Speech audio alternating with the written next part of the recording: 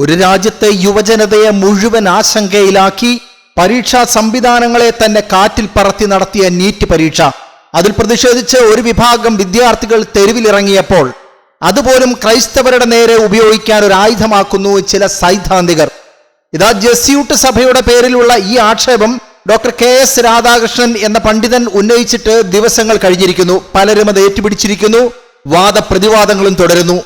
NEET പരീക്ഷാ ചോദ്യപേപ്പർ ചോർച്ചയുമായി ബന്ധപ്പെട്ട് ഡൽഹി ജന്തർ മന്ദറിൽ കോക്രോച്ച് ജനതാ പാർട്ടിയുടെ നേതൃത്വത്തിൽ അരങ്ങേറിയ വിദ്യാർത്ഥി പ്രക്ഷോഭത്തെ ഈശോ സഭാ വൈദികനായ ഫാദർ MK ജോർജ് ഒരു ലേഖനം എഴുതി എന്നതാണ് ഡോക്ടർ KS രാധാകൃഷ്ണൻ എന്ന പണ്ഡിതനെ വിരളി പിടിപ്പിച്ചിരിക്കുന്നത്. ഈശോ സഭയെയും ഫാദർ MK ജോർജിനെയും അധിക്ഷേപിക്കുന്നതിലൂടെ കത്തോലിക്ക വിശ്വാസത്തെയും കത്തോലിക്കർ ഈ രാജ്യത്തിന് നൽകിയ ഉന്നതിയെയും ഇകഴ്ത്തി കാണിക്കുവാനും ഇദ്ദേഹം ശ്രമിക്കുന്നു. ഭാരതത്തെ ഒരു ക്രൈസ്തവ രാജ്യമാക്കി മാറ്റാൻ ജെസ്യൂട്ട് വൈദികർ ശ്രമിക്കുന്നു എന്നതാണ് ഇദ്ദേഹത്തിന്റെ ആരോപണം. BJP നേതാവ് മാത്രമല്ല, കാലടി ശ്രീ ശങ്കരാചാര്യ സംസ്കൃത സർവകലാശാലയിലെ മുൻ വൈസ് ചാൻസലർ കൂടിയാണ് ഈ വിവരക്കേട് പറയുന്ന പണ്ഡിതൻ. ഡൽഹി സമരങ്ങൾക്ക് പിന്നിൽ ഈശോ സഭയാണ് എന്നും മിഷനറിമാർ നക്സൽ അനുകൂലികളാണ് എന്നുമാണ് ഇദ്ദേഹത്തിന്റെ ആരോപണം. ഇതാണ് വലിയ വിവാദങ്ങൾ ആഴ്ചകളായി തുടരുന്നതിന് കാരണം. KCBC ജാഗ്രതാ സമിതിയും ജെസ്യൂട്ട് സഭയുമെല്ലാം ഈ പരാമർശങ്ങളെ ശക്തമായ ഭാഷയിൽ അപലപിച്ചിരുന്നു. ആദിവാസികൾക്ക് വേണ്ടി പ്രവർത്തിക്കുന്ന മിഷണറിമാരെ നക്സൽ അനുകൂലികളായി ചിത്രീകരിക്കുന്ന വിഭജന രാഷ്ട്രീയമാണ് ചിലർ പയറ്റുന്നത് എന്നായിരുന്നു സഭയുടെ നിലപാട്.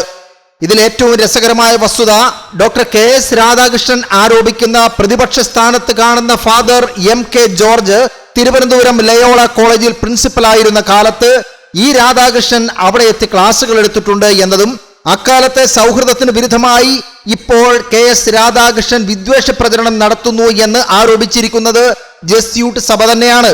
അവരതിന് തെളിവും കാണിക്കുന്നു. ഭാരതത്തിന്റെ സാംസ്കാരിക വിദ്യാഭ്യാസ സാമൂഹിക മുന്നേറ്റങ്ങളിൽ ജെസ്യൂട്ട് സഭ വൈദികർ നൽകിയ സംഭാവനകളെ വിസ്മരിച്ചുകൊണ്ട് ഇപ്പോൾ ഉയർത്തുന്ന ചില പ്രത്യേക ലക്ഷ്യങ്ങൾക്ക് വേണ്ടി ഉയർത്തുന്ന രാഷ്ട്രീയ ആരോപണങ്ങൾ അത് വസ്തുതകൾക്ക് നിരക്കാത്തതാണ്. ഡൽഹിയിലെ കർഷക സമരങ്ങൾക്ക് പിന്നിൽ ജെസ്യൂട്ട് സഭയാണ് എന്നും മിഷണറിമാർ നക്സൽ മാവോയിസ്റ്റ് തന്ത്രങ്ങളാണ് നടപ്പിലാക്കുന്നത് എന്നുമാണ് KS രാധാകൃഷ്ണന്റെ വാദം. ഈ രാജ്യത്തെ ലക്ഷക്കണക്കിന് വിദ്യാർത്ഥികൾക്ക് ജെസ്യൂട്ട് സഭ നൽകിയ വെളിച്ചം, വിദ്യാഭ്യാസ വെളിച്ചം, അത് തമസ്കരിക്കുന്നവരാണ് ഇന്ന് ഈ സഭയെ രാജ്യദ്രോഹികളായി ചിത്രീകരിക്കാൻ മുന്നിൽ നിൽക്കുന്നത്. കേരളത്തിൽ തന്നെ തിരുവനന്തപുരം ലയോള കോളേജും മുംബൈ സെന്റ് സേവിയേഴ്സും ചെന്നൈ ലയോള തുടങ്ങിയ ഭാരതത്തിലെ ഏറ്റവും മികച്ച കലാലയങ്ങൾ ഈശോ സഭയുടേതാണ്. ഭരണാധികാരികളും ശാസ്ത്രജ്ഞരും IAS ഉദ്യോഗസ്ഥരും തുടങ്ങി രാജ്യത്തിന്റെ നട്ടലായ പ്രമുഖരെ വാർത്തെടുത്തത് ഈ സ്ഥാപനങ്ങളാണ്. അക്രമ രാഷ്ട്രീയമല്ല, മറിച്ച് അറിവും മൂല്യങ്ങളുമാണ് ഈ സഭ സമൂഹത്തിന് ഇതുവരെ നൽകിയത്. ആദിവാസി ദളിത് വിഭാഗങ്ങളുടെയും പാർശ്വവൽക്കരിക്കപ്പെട്ടവരുടെയും ശബ്ദമായി ഝാർഖണ്ഡ്, ഛത്തീസ്ഗഡ് തുടങ്ങിയ പിന്നോക്ക മേഖലകളിൽ അവരുടെ അവകാശങ്ങൾക്കായി നിലകൊള്ളുന്ന ചരിത്രമാണ് ജെസ്യൂട്ടുകളുടേത്. ഫാദർ സ്റ്റാൻസ്വാമിയെ പോലുള്ള വൈദികർ തങ്ങളുടെ ജീവിതം സമർപ്പിച്ചത് കോർപ്പറേറ്റുകൾ ആദിവാസി ഭൂമി തട്ടിയെടുക്കുന്നതിനെ നടത്തുന്ന നിരന്തരമായ നിയമ പോരാട്ടങ്ങളെ തുടർന്നാണ്.